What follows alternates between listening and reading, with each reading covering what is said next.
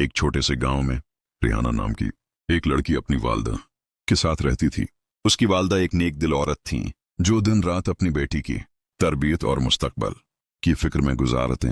रेहाना की उम्र सिर्फ 16 साल थी, मगर वो अक्लमंद और नेक दिल थी। रेहाना के वालिद जमील एक सख्त मिजाज और खुद गरज आदमी थे।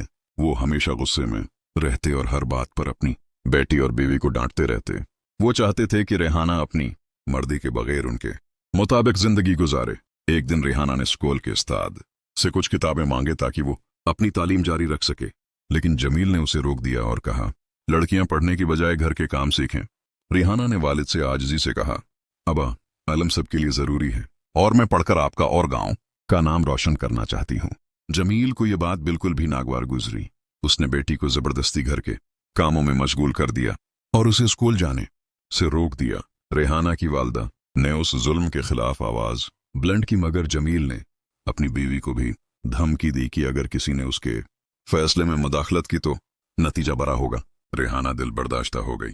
वो रोज रातों को छुप छुप कर पढ़ती और ख्वाब देखती कि एक दिन वो दुनिया के सामने अपनी सलाहियतों का मुजाहिरा करेगी। लेकिन जमील की सख्तियों का दायरा हर दिन बढ़ता गया। वो बेटी पर जुल्म में इतना आगे बढ़ गया कि उसे घर के छोटे छोटे कामों के अलावा बाहर जाने की इजाजत नहीं थी। हत्ती के गांव के दोस्तों से मिलना भी मुश्किल हो गया। एक दिन गांव में एक वाकया हुआ जिसने जमील के दिल पर भी असर डालना था। गांव के बुजुर्गों ने रेहाना की वालदा से मुलाकात की और बताया कि तालीम याफ्ता लड़कियां गांव की इज्जत बढ़ाती हैं। रेहाना की वालदा ने अपने शोहर के सामने भी यही बात रखी, लेकिन जमील अपनी जिद पर उड़ा रहा। रेहाना की मुश्किलात के बावजूद उसकी मेहनत और सब्र ने उसे हिम्मत दी। वो छुपकर किताबें पढ़ती और अपनी सलाहियतों को निखारते रहती। एक दिन स्कूल के उस्ताद ने गांव के बुजुर्गों के सामने रेहाना की इल्मी काबिलियत की तारीफ की।